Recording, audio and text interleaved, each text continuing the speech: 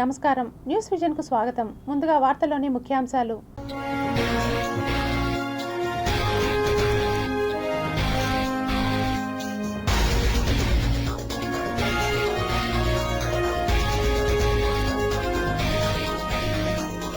క్యూబాపై Trump దృష్టి. కరేబియన్కు చేరుకున్న America యుద్ధ నౌక. సూర్యాస్త్ర సృష్టించిన బీభత్సం. ఈగ వాలిన ముక్కలే. ఉదయభానుడి బగబగలకు టారెత్తిన జనం. 3 రోజుల పాటు గరిష్ట ఉష్ణోగ్రతలు నమోదయ్యే అవకాశం. సీఎం చంద్రబాబుపై జగన్ హాట్ కామెంట్స్. మరోసారి చావుపై ప్రస్తావన. ఆ పేరెత్తితే ఆయన పనైపోయినట్టే. శ్రీ గోవిందరాజస్వామి వారి వార్షిక బ్రహ్మోత్సవాలకు సర్వం సిద్ధం. ఏర్పాట్లు పూర్తి చేసిన అధికారులు. రేపు అంకురార్పణ. తిరుమలలో పోటెత్తిన భక్తజనం. భక్తులతో నిండిన క్యూ లైన్లు. సర్వదర్శనానికి 30 గంటల సమయం.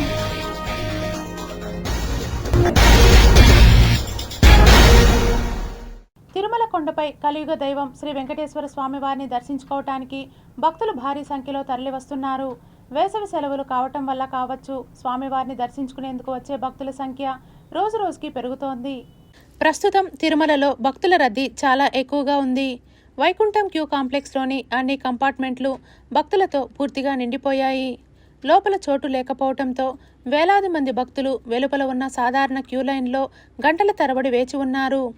దర్శన టికెట్లు లేని భక్తులకు స్వామివారిని దర్శించుకోవటానికి దాదాపు 30 గంటల సుదీర్ఘ సమయం పడుతోంది. ఎండ తీవ్రత ఎక్కువగా ఉన్నప్పటికీ భక్తులు ఓపికతో క్యూ లైన్లలో వేచి ఉండి స్వామివారిని దర్శించుకుంటున్నారు. భక్తులకు ఎలాంటి ఇబ్బందులు కలగకుండా తిరుమల తిరుపతి దేవస్థానం అధికారులు అన్ని ఏర్పాట్లు చేస్తున్నారు. క్యూ లైన్లలో ఉన్నవారికి త్రాగునీరు, పాలు, అన్నప్రసాదాలను నిరంతరాయంగా అందిస్తున్నారు. ఇక నిన్న ఒక్కరోజే తిరుమల శ్రీవారిని 86,315 మంది భక్తులు దర్శించుకున్నారు. మొక్కులు ఉన్న భక్తులు స్వామివారికి తలనీలాలు సమర్పించి మొక్కులు తీర్చుకున్నారు. నిన్న ఒక్కరోజే 44,107 మంది భక్తులు కళ్యాణ కట్టలో తలనీలాలు సమర్పించారు. అలాగే శ్రీవారికి భక్తులు సమర్పించిన కానుకల ద్వారా హుండీ ఆదాయం భారీగా వచ్చింది. నిన్న ఒక్కరోజులోనే స్వామివారి హుండీ ఆదాయం అక్షరాల 3.94 కోట్ల రూపాయలు వచ్చినట్లు దేవస్థానం అధికారులు వెల్లడించారు. భక్తుల రద్దీ రానున్న రోజుల్లో మరింత పెరిగే అవకాశముందని అధికారులు భావిస్తున్నారు. తిరుపతిలోని శ్రీ గోవిందరాజస్వామి వారి ఆలయంలో మే 23 నుండి 31వ తేదీ వరకు 9 రోజుల పాటు జరగనున్న వార్షిక బ్రహ్మోత్సవాలకు మే 22న శాస్త్రోక్తంగా అంకురార్పణ నిర్వహించారు. ఉదయం సుప్రభాతంతో స్వామివారిని మేల్కొల్పి తోమాల సహస్రనామార్చన సేవలు నిర్వహిస్తారు. అనంతరం సాయంత్రం సేనాధిపతి ఉత్సవం, గంగుండ్ర మండపంలో ఆస్థానం, యాగశాలలో శాస్త్రోక్త అంకురార్పణ కార్యక్రమాలు జరిగాయి. కలియుగ వైకుంఠమైన తిరుపతిలో వెలిసిన శ్రీ గోవిందరాజస్వామి వారి ఆలయం భక్తి, చరిత్ర, శిల్పకళ, ఆగమ సాంప్రదాయాల సమ్మేళనంగా యుగయుగాలుగా భక్తులను ఆధ్యాత్మిక మార్గంలో నడిపిస్తోంది. ఈ దివ్యక్షేత్రాన్ని దర్శించుకున్న భక్తులకు రుణ విమోచనం, మానసిక ప్రశాంతత, ఆధ్యాత్మిక ఆనందం కలుగుతాయని స్థల పురాణం పేర్కొంటోంది. స్వామివారి దివ్యమంగళ విగ్రహం భక్తుల హృదయాలలో విశ్వాసాన్ని నింపుతూ జీవన సాఫల్యానికి మార్గదర్శకంగా నిలుస్తోంది. పురాణాల ప్రకారం శ్రీ మహావిష్ణువు భూలోకంలో శ్రీనివాసుడిగా అవతరించి తిరుమలలో నివసించే సమయంలో వివాహ మహోత్సవం నిమిత్తం కుబేరుని వద్ద నుండి ధనం అప్పుగా తీసుకున్నారని విశ్వసిస్తారు. ఆ ధనాన్ని కొలిచే బాధ్యతను శ్రీనివాసుడి అన్నయ్య అయిన శ్రీ గోవిందరాజస్వామి వారికి అప్పగించారని స్థల పురాణం తెలియజేస్తోంది. ధనాన్ని కొలుస్తూ అలసిన స్వామివారు ఆదిశేషునిపై శయనించిన దివ్య రూపమే నేటి శ్రీ గోవిందరాజస్వామి వారి దర్శనమని భక్తుల విశ్వాసం. ఆదిశేషునిపై శయనిస్తున్న స్వామివారు గర్భాలయంలో దివ్యకాంతులతో దర్శనమిస్తూ భక్తుల హృదయాలకు ప్రశాంతతను ప్రసాదిస్తున్నారు. స్వామివారి నాభి నుండి బ్రహ్మదేవుడు ఉద్భవించినట్లు పాదాల వద్ద శ్రీదేవి, భూదేవి అమ్మవార్లు మోక్షం కోసం తపస్సు చేస్తున్న మధు, ఖైటభ రాక్షసులు కొలువై ఉన్న దృశ్యం భక్తులను భక్తి పారవస్యంలో ముంచెత్తుతోంది. ప్రతిరోజు ఉదయం 5 గంటలకు సుప్రభాతంతో స్వామివారి సేవలు ప్రారంభమవుతాయి. ఉదయం 5:30 గంటలకు విశ్వరూప దర్శనం, 6:30 గంటలకు తోమాల సేవ, 7:30 గంటలకు అర్చన, 8 గంటలకు అర్చన అనంతరం దర్శనం నిర్వహిస్తారు. రాత్రి 8:30 గంటలకు ఏకాంత సేవతో నిత్య కార్యక్రమాలు ముగుస్తాయి. ఈ సేవల్లో పాల్గొనే భక్తులు అపార ఆధ్యాత్మిక ఆనందాన్ని పొందుతున్నారు. ఆలయంలోకి ప్రవేశించగానే దర్శనమిచ్చే 7 అంతస్తుల మహారాజ గోపురం విజయనగర శిల్పకళా వైభవానికి ప్రతీకగా నిలుస్తోంది. స్థానిక పాలకుడు మట్ల అనంతరాజు నిర్మించిన ఈ గోపురం ద్రవిడ, విజయనగర నిర్మాణ శైలులు సమ్మేళనంగా శతాబ్దాలుగా భక్తులను ఆకట్టుకుంటోంది. 3 అంతస్తులతో నిర్మించిన పడికావలి గోపురం, మహాద్వార గోపురం ప్రత్యేక ఆకర్షణగా నిలుస్తుండగా విమాన గోపురం బంగారు తాపడంతో దివ్యకాంతులను విరజిమ్ముతోంది. తిరుపతిలోని టీటీడీ ఎస్వి గోశాలలో నిర్మాణంలో ఉన్న నెయ్యి తయారీ కేంద్రం సెంటర్ ఆఫ్ ఎక్సలెన్స్ పనులను TTD JEO doctor A Sarath బుధవారం పరిశీలించారు. టీటీడీ ఈఓ శ్రీ ఎం రవిచంద్ర ఆదేశాల మేరకు పెండింగ్ పనులను సమీక్షించామని జేఈఓ శరత్ తెలిపారు. నేషనల్ డైరీ డెవలప్మెంట్ బోర్డు ఆధ్వర్యంలో చేపడుతున్న సెంటర్ ఆఫ్ ఎక్సలెన్స్ పనులను మరియు చివరి దశలో ఉన్న నెయ్యి తయారీ కేంద్రం పెండింగ్ పనులు జూలై నెలాఖరు నాటికి పూర్తి చేయాలని అధికారులను ఆదేశించారు. ఎస్వి గోశాలలో రోజుకు సుమారు 2,000 లీటర్ల పాలను ప్రాసెస్ చేసే సామర్థ్యంతో ఈ కేంద్రాన్ని అభివృద్ధి చేస్తున్నట్లు ఆయన తెలిపారు. ఎస్వి గోశాల నుండి సేకరించే పాలను వినియోగించి స్వామివారి కైంకర్యాలు, సేవల కోసం పాలు, పెరుగు, నెయ్యి తదితర ఉత్పత్తులను టీటీడీ స్వయంగా తయారు చేసేలా చర్యలు చేపడుతున్నామని చెప్పారు. అదేవిధంగా నెయ్యి తయారీ ప్లాంట్ పనులు ఇప్పటికే 90% పూర్తయ్యాయని, వెంటనే ట్రయల్ రన్ నిర్వహించి మిగిలిన పనులను పూర్తి చేయాలని సూచించారు. పాలు ఇచ్చే దేశీయ ఆవులను మరింతగా సమీకరించేందుకు చర్యలు చేపట్టాలని, టీటీడీ తరపున చేపట్టాల్సిన నీరు, విద్యుత్, ఫ్యాన్లు, public address system, lighting, sign బోర్డులు తదితర మౌలిక వసతుల పనులను త్వరితగతిన పూర్తి చేయాలని ఆదేశించారు. మిల్క్ ప్రాసెసింగ్ యూనిట్ ద్వారా మజ్జిగ, వెన్న తయారీ అనంతరం వెన్న నుండి నెయ్యి ఉత్పత్తి చేసే ప్రక్రియలో ఎలాంటి సాంకేతిక సమస్యలు తలెత్తకుండా ముందస్తు ఏర్పాట్లు చేయాలని సూచించారు. స్వామివారి ధూప, దీప నైవేద్య కార్యక్రమాలకు వినియోగించే నెయ్యిని ఎస్వి గోశాల నుండే సరఫరా చేసేలా పటిష్ట వ్యవస్థను ఏర్పాటు చేస్తున్నట్లు తెలిపారు. ఈ యూనిట్ ద్వారా రోజుకు 2,000 లీటర్ల పాల నుండి సుమారు 80 కిలోల నెయ్యి తయారు చేసే అవకాశముందని, దశల వారీగా యూనిట్ సామర్థ్యాన్ని 10,000 లీటర్ల వరకు పెంచే విధంగా ప్రణాళికలు సిద్ధం చేస్తున్నామని జేఈఓ వెల్లడించారు. ఈ కార్యక్రమంలో టీటీడీ ఎస్వి గోశాల డైరెక్టర్ డాక్టర్ ఏవిఎన్ శివకుమార్, ఎస్సీలు వెంకటేశ్వర్లు, మనోహరం, ఈఈ ప్రసాద్ తదితర అధికారులు పాల్గొన్నారు. తిరుపతి పట్టణాభివృద్ధి సంస్థ చైర్మన్గా పదవీ బాధ్యతలు చేపట్టి ఏడాది పూర్తయిన సందర్భంగా చైర్మన్ డాలర్ దివాకర్ రెడ్డి మీడియా సమావేశం ఏర్పాటు చేసి అభివృద్ధి కార్యక్రమాలను వివరించారు. ఈరోజు నాకు చాలా సంతోషంగా ఉన్నది. కరెక్ట్గా ఈ రోజుకి నేను టుడా చైర్మన్గా బాధ్యతలు తీసుకొని కరెక్ట్గా 1 ఇయర్ అవుతోంది. సో ఈ 1 ఇయర్ మీ అందరి సహకారంతో నేను మంచిగా ఏమేం చేశానని కూడా మీ ముందు చెప్పేదానికోసం మిమ్మల్ని ఇక్కడ ఇన్వైట్ చేయడం జరిగింది. నాకన్నా ముందుగా ఎంతోమంది చైర్మన్లుగా టుడాలో ఉన్నారు. ఎక్స్ఎమ్మెల్యే మోహన్ గారు కావచ్చు, ఎన్వి ప్రసాద్ గారు కావచ్చు, కొలారాం గారు కావచ్చు, మేడసాని వెంకటరమణ కావచ్చు, ఇంకా ఇతర పార్టీల నుంచి కావచ్చు, అందరూ కూడా ఉన్నారు. వాళ్ళందరూ కూడా రాజకీయ నేపథ్యంతో ఎమ్మెల్యేలుగా ఉన్నప్పుడు కావచ్చు, లేదంటే వాళ్ళ ఫోర్ ఫాదర్స్ పొలిటికల్ అందరూ కూడా టుడా ఆఫీస్లోనే 30 మీటింగ్లు పెట్టాం.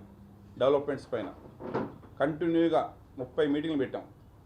ఎవ్రీ వీక్కి 2 వీక్స్కి ఒకసారి ఏదో ఒక డెవలప్మెంట్ చేయాలి. మనం మాస్టర్ ప్లాన్ మీట్స్ కావచ్చు, లేఅవుట్స్ మీద కావచ్చు, ఇంకా ఇన్ఫ్రాస్ట్రక్చర్ మీద కావచ్చు, ఇంజనీరింగ్ వర్క్స్ మీద కావచ్చు, హార్టికల్చర్ మీద కావచ్చు, ప్రతి ఒక్కటా పెడతా వచ్చాం.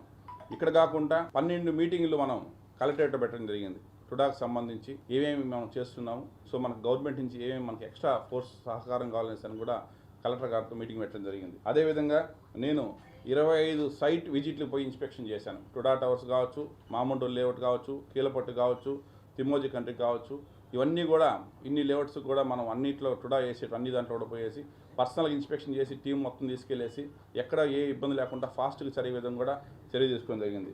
వచ్చిన వాళ్ళకందరికి కూడా మ్యాక్సిమం 70 to 80% ఆఫ్ పీపుల్ కూడా నేను వాళ్ళకి న్యాయం చేసి పంపించాను. వాళ్ళందరూ కూడా హ్యాపీగా, సంతోషంగా ఈరోజు వాళ్ళు నాపై నమ్మకంతో ఉన్నారు. ఈరోజు ఆర్యవైశ్య కులాన్ని, జాతిని కించపరిచేలా ప్రభాకర్ రెడ్డి చేసిన అనుచిత వ్యాఖ్యలను తీవ్రంగా ఖండిస్తూ తక్షణమే ఆయన ఆర్యవైశ్య కులస్తులకు బహిరంగ క్షమాపణ చెప్పాలని, లేని పక్షంలో ఆంధ్రప్రదేశ్ వ్యాప్తంగా ఆయన పైన పోలీస్ స్టేషన్లో ఫిర్యాదు ఇవ్వటం జరుగుతుందని నరసింహులు తెలిపారు.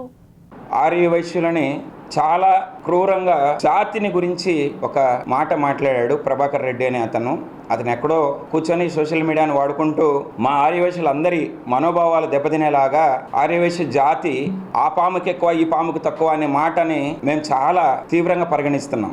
ఎందుకంటే ఏ పార్టీ అయినా సరే ఎలక్షన్స్ అప్పుడు కానీ తర్వాత కానీ ఎలక్షన్స్ ముందర మాతో ఉన్నటువంటి ర్యాప్ ఎలా ఉంటుందో ఎలక్షన్స్ అయిన తర్వాత పదవుల్లో వాళ్ళ అధికారంకి వచ్చిన తర్వాత ఏ రోజు కూడా మేము వెళ్ళి మీరు అధికారంలోకి వచ్చారు కదా మాకు ఇది చెయ్యండి అని చెయ్యి చాచుకొని అడిగే పరిస్థితి లేని ఆర్యవైశ్య కులం. స్మోక్ చేయకుండా డ్రింక్ చేయకుండా ఆయన దగ్గర ఎంతమంది పనిచేస్తున్నారు వాళ్ళకందరికీ నెలకి 2,000 రూపాయల నుంచి 3,000 రూపాయలు ఎక్స్ట్రాగా జీతం కాకుండా ఇచ్చే ఒక మహోన్నతమైనటువంటి వ్యక్తి. ద్రోహం చేయాలనే క్యారెక్టర్ లేనటువంటి వ్యక్తులుగా మరొకసారి తెలియజేస్తూ మా మీదకి దౌర్జన్యానికి ఎవరైనా వస్తే కూడా వాడి కర్మాన వాడు పోతాడులే అనే మనస్తత్వం కలిగినటువంటి మమ్మల్ని ఈ విధంగా మాట్లాడటము చాలా చాలా ఇబ్బందికరమైన పరిస్థితులుగా తెలియజేస్తూ, అలాగే మా కుల పెద్దలకు కూడా మేము రిక్వెస్ట్ చేస్తున్నాం, ఇలాంటి వాళ్ళని కట్టడి చేసి ఎక్కడున్నా కూడా 4 కేసులు ఎక్కడికక్కడ పెట్టి ఇలాంటి వాళ్ళ మీద 24 గంటలు కోర్టు చుట్టూ తిరిగేలాగా, అలాగే కోర్టులో ఉన్నటువంటి న్యాయం ఆర్యవైశ్యులు జరిగేలాగా కూడా ఇవి ప్రభుత్వం కూడా చర్యలు తీసుకోవాలని చెప్పి డిమాండ్ చేస్తూ, ఎప్పుడూ కూడా ఆర్యవైశ్యులు అంటే సౌమ్యులు, వాళ్ళని ఇబ్బంది పెట్టకూడదనే ఒక మంచి బుద్ధిని మా అమ్మవారు, అలాగే వాడి కూడా దైవభక్తి ఉంటే భగవంతుడు, లేకపోతే వాళ్ళ తల్లిదండ్రులు వారు బతుకుంటే వాళ్ళు కూడా వాడికి ఒక సూచన చేయాలని చెప్పి పత్రికాముఖంగా తెలియజేస్తున్నాం. గంజాయి వాడుకదారులపై కఠిన చర్యలు తీసుకుంటామని డీఎస్పీ నరసింహమూర్తి హెచ్చరించారు. ఆడళ్ళు గర్భవతి అయినారా లేదా తెలుస్తుంది కదా, హాస్పిటల్ పిలిచిపోతే గర్భవతి అయినారా లేదా ఇట్లా తెలుస్తుంది. దాన్ని బట్టి గర్భం వచ్చిందా లేదా అనేది టెస్ట్ చేస్తారు చూడు. అట్లనే ఇది కూడా గంజాయి తాగినారా లేదా అని ఇన్ని రోజులు సరే తాగలేదు సార్ అంటారు. పోలీసులు ఊరికే చెప్పినారు, లేదు మనం అసలు తాగే అలవాటే లేదు, మా వాళ్ళకి అట్లా అలవాటే లేదు అంటారు. ఇప్పుడు మేము నోటి మాటతో చెప్పడం లేదు, వాళ్ళు ఉండే యూరిన్ తీసి దాంట్లోకి పోస్తే పాజిటివ్ అని వచ్చింది. గంజాయి తాగని వాళ్ళకి తాగలేదని వచ్చింది. కావాలని పోలీసులు కుట్టి చెప్పారని అంటారు. ఏ బ్రాందీనో మళ్ళా రమ్మో విస్కీనో తాగితే రాదు, అది వేరే టెస్ట్. అది డ్రంక్ అండ్ డ్రైవ్ టెస్ట్ అని వేరే ఉంటుంది. ఊతారు ఫోన్ వస్తే అది వస్తుంది, దాని వేరే టెస్ట్. ఇది గంజాయి తాగితేనే వస్తుంది. గంజాయి తాగినారు కాబట్టి ఇద్దరు, కాబట్టి ప్రతి ఒక్కరిని టెస్ట్ చేస్తాం. అనుమానం వచ్చిందా ఏమి అందరినీ చెక్ చేస్తాం. తాగుతున్నాడు, తాగడం వల్ల ఏమైపోతుందంటే బయటపడుతుంది. 4 మాటలు చెప్తాం మానుకుంటారా అని చెప్పేసి, మానుకుంటే కుటుంబాలు బాగుపడతాయి. ఏమి వాళ్ళిద్దరు పెళ్లి కాలేదు, పాజిటివ్ వచ్చింది. ఏమి మానుకుంటే ఆరోగ్యాలు బాగుంటాయి, కుటుంబం బాగుపడుతుంది. లేకపోతే తాగేసి నేరాలు చేయడం, దూరాలు చేయడం, మళ్ళీ వచ్చిందంటే చేస్తారు. రెండోసారి వచ్చిందంటే మాత్రం చెప్పడం ఇప్పుడు ఏముండదు, పోయడమే, జైలు పోవడమే. రాష్ట్రంలో ఆలయాలు లేని ప్రతి గ్రామంలో ఆలయ నిర్మాణం లక్ష్యంగా 5,000 శ్రీవాణి భజన మందిరాలు నిర్మాణంకు చర్యలు తీసుకుంటున్నట్లు రాష్ట్ర దేవాదాయ ధర్మాదాయ శాఖ మంత్రి ఆనం రామనారాయణ రెడ్డి తెలిపారు. గురువారం కాణిపాకం శ్రీ వరసిద్ధి వినాయక స్వామి దేవస్థానంలో నూతనంగా నిర్మించిన వినాయక సదన్ 100 గదుల సత్రం 2, 3 అంతస్తులను మంత్రి రామనారాయణ రెడ్డి, పూతలపట్టు, చిత్తూరు ఎమ్మెల్యేలు కలికిరి మురళీమోహన్, గురజాల జగన్మోహన్లతో కలిసి ప్రారంభోత్సవం చేశారు. రాష్ట్ర వ్యాప్తంగా ఆలయాల్లోని గ్రామాల్లో ఒక ఆలయ నిర్మాణం చేపట్టాలన్న ప్రభుత్వ లక్ష్యం మేరకు 5,000 శ్రీవాణి భజన మందిరాలను నిర్మించనున్నట్లు రాష్ట్ర దేవాదాయ ధర్మాదాయ శాఖ మంత్రి ఆనం రామనారాయణ రెడ్డి తెలిపారు. కాణిపాకం పర్యటనకు విచ్చేసిన ఆయన దేవస్థానంలో పలు ప్రారంభోత్సవాలు అనంతరం విలేకరులతో మాట్లాడారు. ఈ సందర్భంగా 2028 సెప్టెంబర్లోగా శ్రీవాణి భజన మందిరాల నిర్మాణం పూర్తి చేయాలని లక్ష్యంగా పెట్టుకున్నట్లు తెలిపారు. అలాగే చిత్తూరు జిల్లాలో ధూపదీప నైవేద్యం పథకం ద్వారా 183 ఆలయాల్లో 3.39 కోట్ల రూపాయలను ఖర్చు చేస్తున్నట్లు తెలిపారు. ముఖ్యంగా కాణిపాకం ఆలయ దర్శనార్థం వచ్చే భక్తుల సౌకర్యార్థం వినాయక సదన్ అతిథి గృహంలో 14.74 కోట్ల రూపాయలతో 100 నూతన గదులను అధునాతనంగా నిర్మించి ప్రారంభోత్సవం చేస్తున్నట్లు తెలిపారు. రాష్ట్రంలో 2027 జూన్ 26 నుంచి గోదావరి పుష్కరాలు ప్రారంభం కానున్న నేపథ్యంలో గోదావరి పరివాహక ప్రాంతాల్లోని 43 ఆలయాలను 51.79 కోట్ల రూపాయలతో పునర్నిర్మాణ పనులను చేపట్టనున్నట్లు మంత్రి తెలిపారు. ఇదిలా ఉండగా ప్రముఖ పుణ్యక్షేత్రమైన అర్ధగిరి శ్రీ వీరాంజనేయ స్వామి ఆలయాన్ని కేంద్ర ప్రభుత్వ నిధులతో పూర్తి స్థాయిలో అభివృద్ధి చేయడానికి జూన్ 15లోగా ప్రణాళికలు సిద్ధం చేయడానికి చర్యలు తీసుకుంటున్నట్లు తెలిపారు. అలాగే అర్ధగిరి ఆలయంతో పాటు మొగలేశ్వర ఆలయాన్ని అరగొండ శ్రీ చౌడేశ్వరి దేవి ఆలయంలో అభివృద్ధి చేయడానికి చర్యలు తీసుకుంటున్నట్లు పేర్కొన్నారు. కాణిపాకం శ్రీ వరిసిద్ధి వినాయక స్వామి దేవస్థానంలో 25 కోట్ల రూపాయల టీటీడీ నిధులతో కళ్యాణ మండపాలు, అతిథి గృహం, 3 కోట్ల రూపాయలతో పుష్కర్ని అభివృద్ధి, 16 కోట్ల రూపాయలతో బస్టాండ్ నిర్మాణం వంటి పనులకు త్వరితగతిన మంజూరు ఉత్తర్వులు జారీ చేసి జూలై చివరి వారంలో సీఎం చేతుల మీదుగా శంకుస్థాపన చేయనున్నట్లు ఆయన పేర్కొన్నారు. అలాగే ప్రస్తుతం రాష్ట్ర వ్యాప్తంగా ఉన్న 8 ప్రధాన ఆలయాలతో పాటు 52 ఆలయాలు నిత్య అన్నదాన పథకాన్ని అమలుపరుస్తున్నట్లు తెలిపారు. త్వరలో 116 ఆలయాల్లో అన్నప్రసాద వితరణ చేయడానికి ప్రణాళికలు సిద్ధం చేస్తున్నట్లు తెలిపారు. రాష్ట్ర వ్యాప్తంగా ఖాళీగా ఉన్న 106 ఈవో పోస్టుల భర్తీకి చర్యలు తీసుకుంటున్నట్లు ఆయన పేర్కొన్నారు. ఇదిలా ఉండగా కాణిపాకం పర్యటనకు విచ్చేసిన మంత్రి, ఎమ్మెల్యేలు మురళీమోహన్, గురజాల జగన్మోహన్లతో కలిసి స్వామివారిని దర్శించుకున్నారు. ఆయనకు ఆలయ చైర్మన్ మణినాయుడు, ఈవో పెంచల కిషోర్, అర్చకులు ఆలయ మర్యాదలతో ఘనంగా స్వాగతం పలికి దర్శన ఏర్పాట్లు చేశారు. అనంతరం ఆయనకు స్వామివారి శేషవస్త్రాలను, జ్ఞాపికను అందజేశారు. ఈ కార్యక్రమంలో జిల్లా కలెక్టర్ సుమిత్ కుమార్, జిల్లా RJC Chandrasekhar Azad, Kurnool deputy commissioner Guruprasad, ఆలయ డిప్యూటీ ఈవో సాగర్ బాబు, చిత్తూరు జిల్లా అసిస్టెంట్ కమిషనర్ చిట్టెమ్మ, మాజీ ఈఈ వెంకటనారాయణ, ప్రముఖ కాంట్రాక్టర్ శ్రీధర్ రెడ్డి, ఆలయ ఏఈఓలు ప్రసాద్, హరి, మాధవరెడ్డి, ధనంజయ, రవీంద్రబాబు, ధనపాల్, సూపరింటెండెంట్లు Kodandapani, Vasu, Chittoor rural next CI Sridhar Naidu, SI నరసింహులతో పాటు పలువురు టీడీపీ నాయకులు, ప్రజాప్రతినిధులు పాల్గొన్నారు. పెరుగుతున్న ఉష్ణోగ్రతలను దృష్టిలో పెట్టుకొని శ్రీకాళహస్తి ఆలయానికి విచ్చేసే భక్తులకు ఓఆర్ఎస్ ప్యాకెట్లను పంపిణీ చేశారు. దక్షిణ కాశీగా విరాజిల్లుతున్న ప్రముఖ శైవక్షేత్రమైన శ్రీకాళహస్తికి భక్తులు తండోపతండాలుగా తరలివస్తుంటారు.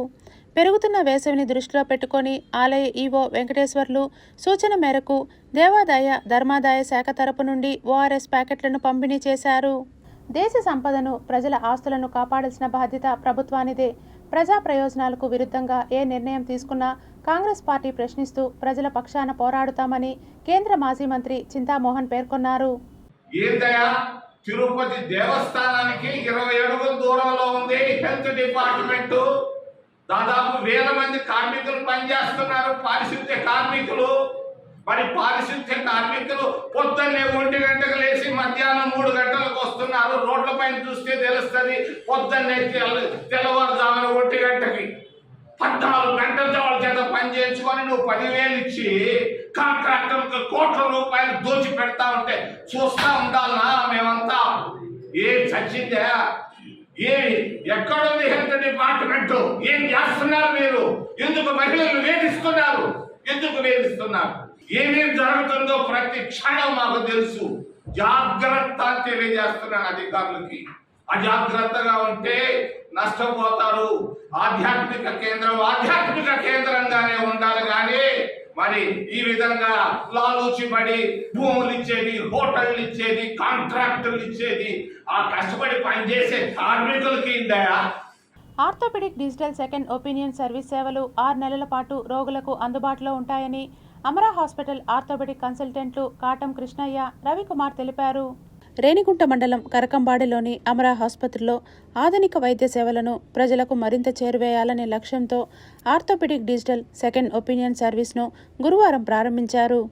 ఈ సేవలు మే 20 నుంచి నవంబర్ 19 వరకు 6 నెలల పాటు అందుబాటులో ఉండనున్నట్లు వైద్య నిపుణులు తెలిపారు. ఈ సందర్భంగా వారు మాట్లాడుతూ రోగులు తమ వైద్య నివేదికలు, స్కానింగ్లు, పరీక్షల వివరాలను క్యూఆర్ కోడ్ ద్వారా అప్లోడ్ చేసి నిపుణుల అభిప్రాయాన్ని సులభంగా పొందే విధంగా ఈ సేవలను రూపొందించినట్లు తెలిపారు. ముఖ్యంగా శస్త్రచికిత్స అవసరమా లేదా ప్రస్తుతం కొనసాగుతున్న చికిత్స సరైనదా, ప్రత్యామ్నాయ వైద్య విధానాలు ఉన్నాయా వంటి అంశాలపై నిపుణుల సలహాలు అందిస్తామని తెలియజేశారు.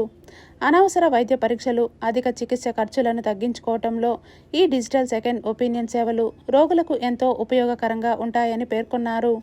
ఈ కార్యక్రమంలో డాక్టర్ అశోక్ రెడ్డి, మునికృష్ణయ్య, వేణుగోపాల్, పిఆర్ఓ మునినాథం, హేమంత్ తదితరులు పాల్గొన్నారు.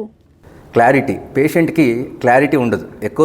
ఎన్నోసార్లు ఏ ట్రీట్మెంటు, ఏం ప్రాబ్లము, చేపించుకోవాలా వద్దా అనేది క్లారిటీ ఉండదు. ఈ క్లారిటీ కోసం సాల్వ్ చేసే కోసమే మనం ఈ సెకండ్ ఒపీనియన్. ఇంకొక డాక్టరు ఏమో చెప్పారు, వాళ్ళ మీద మిస్ట్రస్ట్ ఉంది, ఆ మిస్ట్రస్ట్ని క్రియేట్ చేసే ఉద్దేశం అయితే కానే కాదు. So benefit of the patient, purely it's for the benefit of the patient. So ప్రతి మోకాలు నొప్పి అరుగుదల కాదు, ప్రతి అరుగుదలకి సర్జరీ అవసరం. సో కంప్లీట్ ఇవాల్యుయేషన్ కావాలా, కంప్లీట్ ఇవాల్యుయేషన్ చూసుకుని ఏంటి ప్రాబ్లం ఎంత తీవ్రంగా ఉంది, తీవ్రత బట్టి ట్రీట్మెంట్ స్టేజ్ వైజ్ ఏమేమి ఇవ్వాలా అనేది కంప్లీట్ ఒక డిసిషన్ మేకింగ్ పేషెంట్తో డిస్కస్ చేసి డిసిషన్ మేకింగ్ చేస్తే పేషెంట్కి క్లారిటీ వస్తుంది. తీవ్రమైన వడగాలులు కొనసాగుతున్నాయి. సాధారణం కంటే 3 నుంచి 6 డిగ్రీలు ఎక్కువ ఉష్ణోగ్రతలు నమోదవుతున్నాయి. మండుటెండలు, వేడి గాలులతో ప్రజలు తీవ్ర ఇబ్బందులు పడుతున్నారు.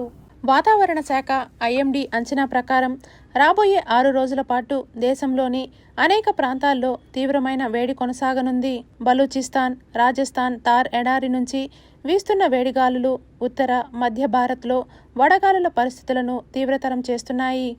వాతావరణ అంచనాలను దృష్టిలో ఉంచుకొని ఏపీ, తెలంగాణ, ఉత్తరప్రదేశ్, మధ్యప్రదేశ్, ఢిల్లీ, రాజస్థాన్, పంజాబ్ తదితర రాష్ట్రాలకు వాతావరణ శాఖ హీట్ వేవ్ హెచ్చరికలు జారీ చేసింది.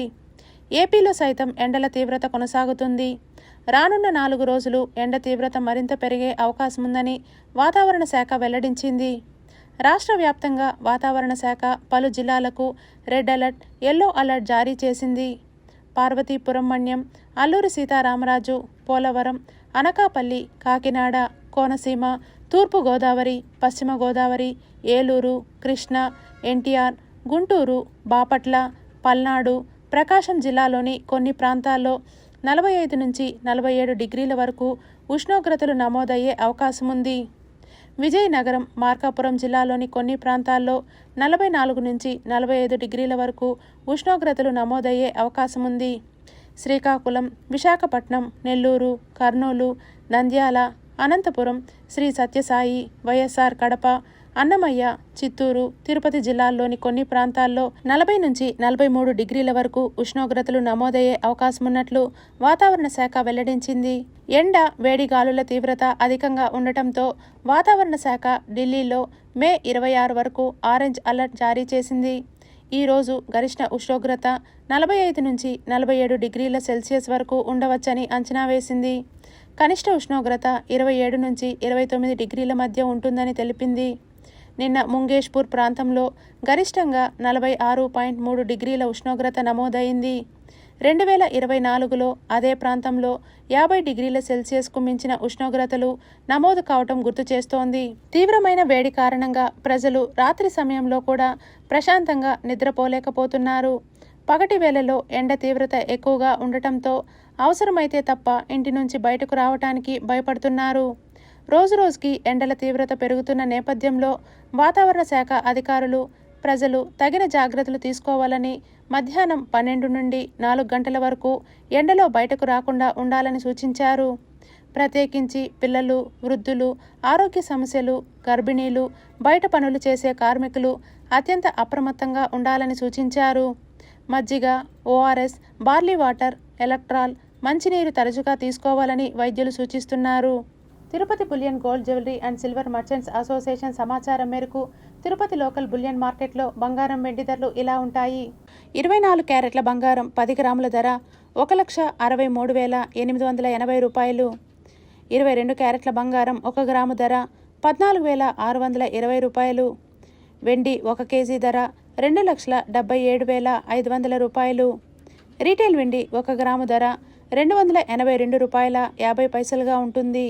వార్తలు ముగించే ముందు ముఖ్యాంశాలు మరోసారి.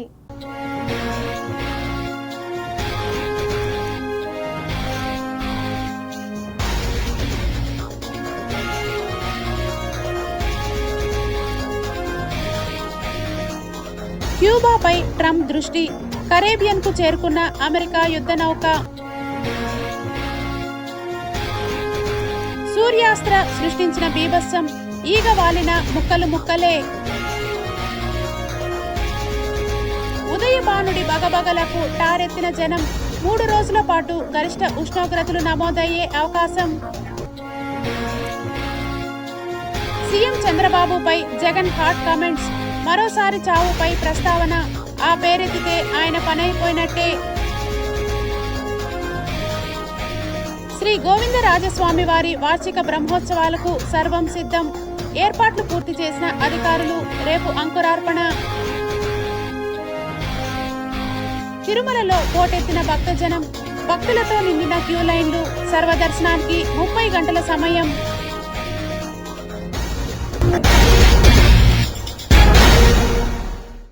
ఈ వార్తలు ఇంతటితో సమాప్తం.